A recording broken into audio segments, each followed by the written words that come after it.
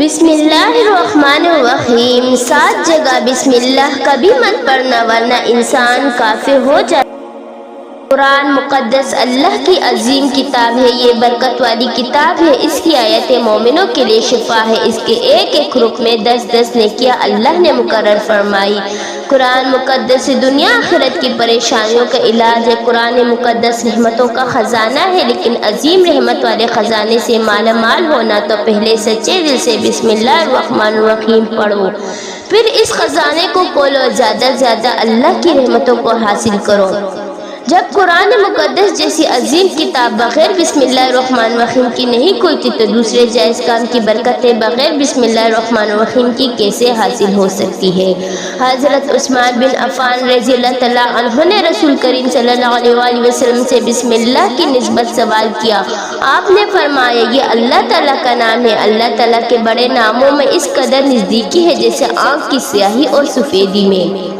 جابر رضی اللہ تعالیٰ عنہ میں جب یہ آیات بسم اللہ الرحمن الرحیم اتری، بادل مشرق کی طرف چڑھ گئے، ہوائیں ساکن ہو گئی، سمندر ٹھہر گیا، جانوروں نے کان لگا لیے، شیاطین پر آسمان سے شعلے گرے، اور پروردگار عالم نے اپنی عزت و جلال کی قسم کھا کر فرمایا جس چیز پہ میرا یہ نام لیا جائے گا اس میں ضرور برکت ہوگی۔ ابن مسعود رضی اللہ تعالیٰ عنہ فرماتے ہیں کہ جہنم کی 19 دروغوں میں سے جو بچنا چاہے وہ بسم اللہ الرحمن الرحیم پڑھے، اس کے بعد 19 حروف ہے، ہر حرف ہر فرشتے سے بچاؤ بن جائے گا۔ اسے ابن عطیہ نے فرمایا لیکن کچھ ایسی جگہ جہاں پر بسم اللہ الرحمن الرحیم پڑھنا جائز ہی نہیں، ہر انسان جہاں چاہتا ہے پڑھ لیتا ہے۔ کچھ لوگوں کی ایسی عادت ہو جاتی ہے کہ ہر کام کرنے سے پہلے ایک دم بسم اللہ الرحمن الرحیم پڑھتے۔ کچھ ایسے بھی جگہ ہے جہاں پر بسم اللہ الرحمن الرحیم ہمیں نہیں پڑھنا چاہیے۔ جہاں پر بسم اللہ الرحمن الرحیم اگر پڑھے تو وہ گناہ گار ہوگا۔ بسم اللہ الرحمن الرحیم کا پڑھنا ایسی جگہوں پر، ایسے مقامات پر جائز ہی نہیں۔ اب آپ یہ سمجھ لیں کون سے مقامات پر بسم اللہ پڑھنا چاہیے، کن مقامات پر بسم اللہ نہیں پڑھنا چاہیے۔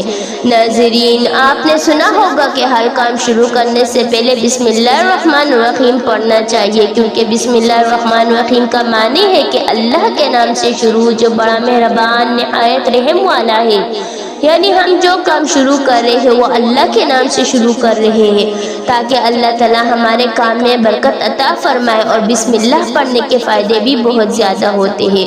اگر کوئی انسان کسی کام کو پڑھ کے کرتا ہے تو اللہ تبارک و تعالیٰ اس کام میں برکت عطا فرماتا ہے، اور یہ سنت بھی ہے۔ حضور کریم صلی اللہ علیہ وآلہ وسلم نے بہت سارے مقامات پر ہمیں بسم اللہ پڑھنے کی تاکید فرمائی۔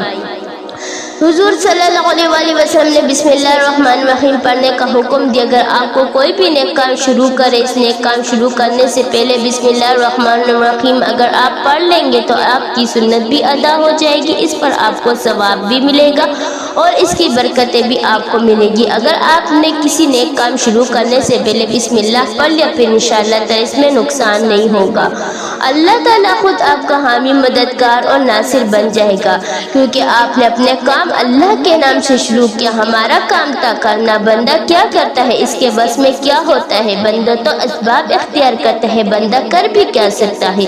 بندے کے ذمہ صرف اسباب اختیار کرنا ہے۔ آپ کسی کام کو کرنے سے پہلے سبب اختیار کریں، ہمیں یہ کام کرنا ہے، باقی آپ اللہ کے سپرد کر دیں۔ آپ اپنے کام کو کریں، باقی جو آپ کا کام ہے وہ اللہ تبارک و تعالیٰ کے سپرد کر دیں۔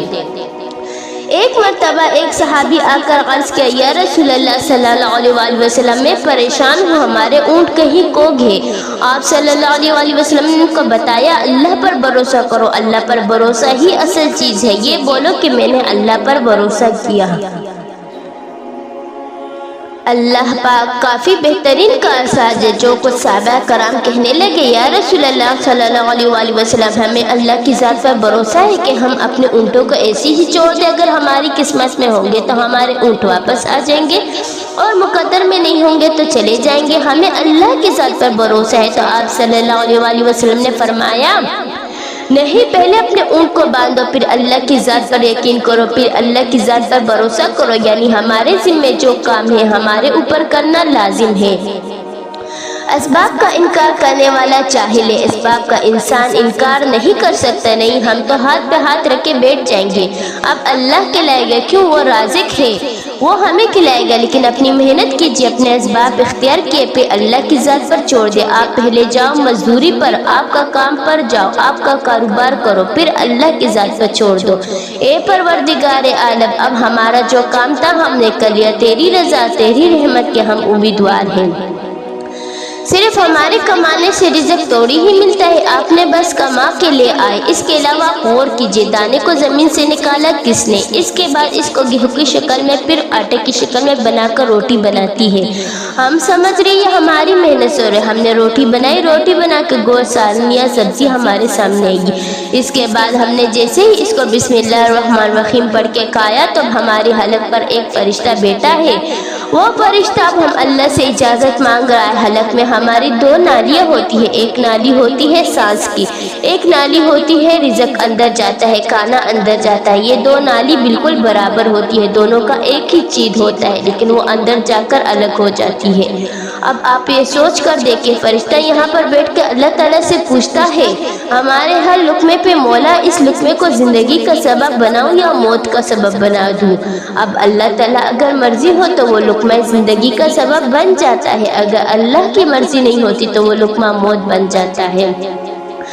یعنی اگر وہ لقمہ بجائے خوراک والی نالی میں جانے کے سانس والی نالی میں چلا جائے پھر انسان ختم ہو جائے گا۔ تو آپ دیکھیں ہم نے اتنے سارے کام کیے لیکن فرشتہ یہاں پر بیٹھا ہوا ہے، اس نوالے کو اس لقمے کو کہاں لے جانا ہے؟ یہ تو آپ نے اسباب اختیار کیے، یعنی اس اسباب کو اختیار کرنا کہتے ہیں اللہ تبارک و تعالیٰ پر چھوڑ دو تو نیک کام ہم شروع کریں گے۔ کھانا ہم کھا رہے تو ہمیں بسم اللہ پڑھنے کی تاکید کی گئی، لیکن بہت سارے لوگ ایسے ہوتے ہیں جو کچھ حرام کام کرتے ہیں، جیسے کہ مثال کے طور پر اگر انسان جوا کھیل رہا ہے تو اس میں بسم اللہ الرحمن الرحیم کا پڑھنا حرام ہے۔ اللہ کے نام سے شروع، اللہ نے کب کہا تھا آپ جوا کھیلو؟ جا کر اللہ نے کب کہا تھا آپ شراب پیو؟ جا کر اللہ تعالیٰ نے کب کہا آپ جھوٹ فریب کرو؟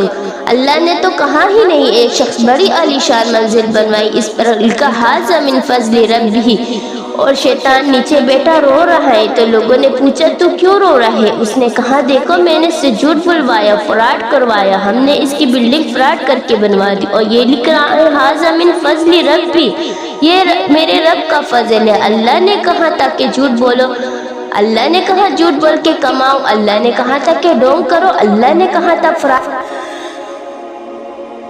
تو مقصد صرف یہ ہے کہ شیطان تو ہر طرح سے انسان کو بہکاتا ہے، تو اس لیے حرام کاموں سے پہلے بسم اللہ پڑھنا ہرگز پڑھنا نہیں۔ ہمیں ہر نیک کام شروع کرنے سے پہلے بسم اللہ الرحمن الرحیم پڑھنا چاہیے۔ ہمیں احتیاط رکھنا چاہیے، جب ہم باتھ روم کے اندر داخل ہو چکے ہیں تو نہانے سے قبل بسم اللہ نہ پڑھیں، باتھ روم میں جانے سے پہلے ہم بسم اللہ پڑھیں، اور باتھ روم کے نکلنے کے بعد جب کپڑے پہنے تو بسم اللہ پڑھیں۔ اور کوئی انسان کاروبار کرتا ہے، اس نے جھوٹ بولا، پھر اس کے بعد پیسے لیتے وقت بسم اللہ پڑھا، تو ایسی جگہوں پر جہاں پر حرام کام کا کوئی بندہ کرتا ہے تو وہاں پر بسم اللہ پڑھنا نہیں چاہیے، کیونکہ اللہ تبارک و تعالیٰ نے آپ کو دنیا میں چھوٹ دے رکھی ہے، جیسے کرو گے ویسے بھرو گے، اللہ سب دیکھ رہا ہے کون کیا کر رہا ہے، تو جو کچھ ہم کر رہے ہیں صحیح ہے یا غلط۔ اس کے بعد لوگ کہتے ہیں کہ یہ تو اللہ کی مرضی تھی، لیکن یاد رکھنا اللہ کی مرضی نہیں، اللہ کی اجازت ہے، آپ کو اللہ نے اجازت دی ہوئی ہے، بس اللہ نے چھوٹ دی ہوئی ہے، کر لو دنیا میں جیسے کرنا ہے۔ اللہ ظالم کو ڈیل دیتا ہے لیکن جب پکڑتا ہے چھوڑتا نہیں، اللہ کی پکڑ بہت سخت ہے، دنیا میں اللہ دیکھ رہا ہے، یہ مرضی نہیں اللہ آپ کو گناہ کرا، لیکن اللہ نے بس اجازت دی ہے، آپ کر لو تو دیکھو کتنا کرو گے، ایک دن آئے گا میرے پاس جب ہم فیصلہ کریں گے، مالک یوم الدین، انصاف کے دن کا حاکم۔ تو اللہ کی ربوت سمجھے، ہمیں یہ سمجھنا چاہیے کہ کون سے کام ہمیں کب کرنا چاہیے کب نہیں۔ جو سنت رسول اللہ صلی اللہ علیہ وآلہ وسلم پر ہم عمل کریں گے تو اللہ ہمیں کامیاب کر دے گا، دنیا میں بھی اور آخرت میں بھی انشاءاللہ تعالی۔ اللہ پاک ہمیں بہتر عمل کرنے کی توفیق عطا فرمائے اور ہمارا خاتمہ ایمان پر فرمائے، آمین۔